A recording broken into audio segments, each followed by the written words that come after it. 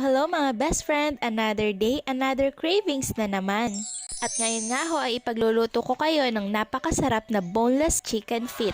At para nga ma-achieve ito ay kailangan nga ay puro kanan lang ang lulutuin nyo. Char! Siyempre kailangan muna nating linisin ng maayos itong ating mga paa ng manok. Kailangan din ngang matanggal yung ibang balat nito. At para nga makain natin ang buong paa ng manok at walang masasayang dito ay kailangan gawin natin itong boneless. Ito nga palang binili ko ay 2 kilo ng paa ng manok. Para sa mga pampalasa, naglagay ako dito ng bawang, buong paminta, laurel, asin at tubig. Kailangan ay lubog ang mga paa ng manok sa tubig. Kapag nagwisal na nga pala itong ating pressure cooker, ipahihinaan na natin ang ating apoy. Doon pa nga lang tayo magsisimulang magbilang ng 2 oras. Oo, tama, 2 oras. Dahil nga mahaba-haba aring aking ipaghihintay ay magtatrabaho muna tayo. Siyempre dahil paborito natin ang kape ay hindi mawawala aring iced coffee.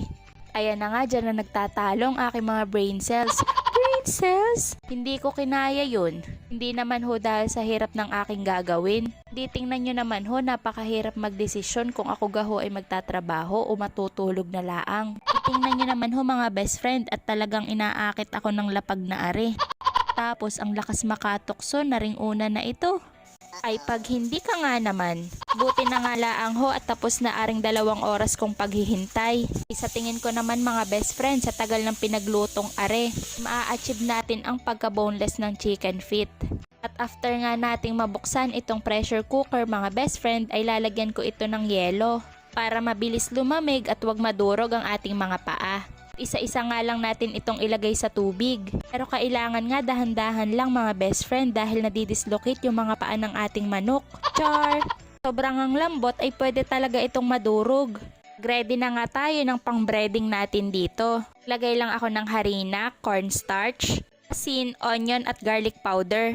Pwede din naman kayo maglagay dito ng pamintang durog. After nya, na-coat lang natin ito sa ating mixture. Nagpainit na nga rin pala ako dito mga best friend ng mantika.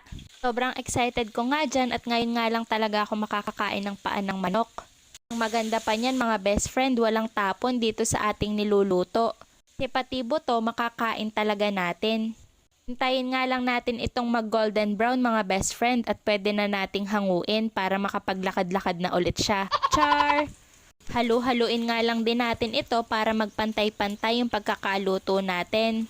Tuwang-tuwa na nga ako dyan dahil habang hinahalo ko ay naririnig ko na yung pagkalutong nito. Nang makita ko na medyo tostado na ang pagkakaluto ay hinango ko na agad ito.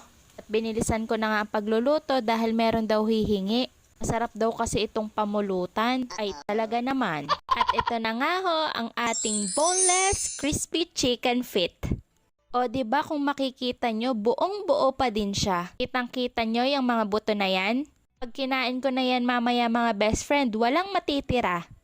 Ay siya, tara na sa kubo ng matikman na are. Kumuha ka na muna at baka wala ka pang matikman din eh.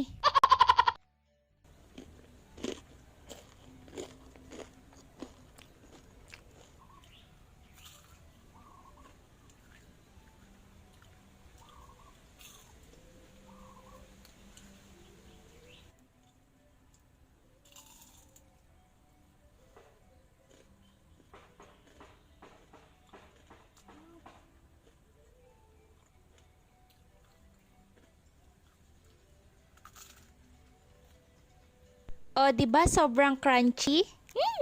Ay siya, sa susunod ulit na katakawan ha. Huwag niyong kakalimutan na i-like at i-share itong video mga best friend. At syempre, i-follow na rin ang ating page. Bye!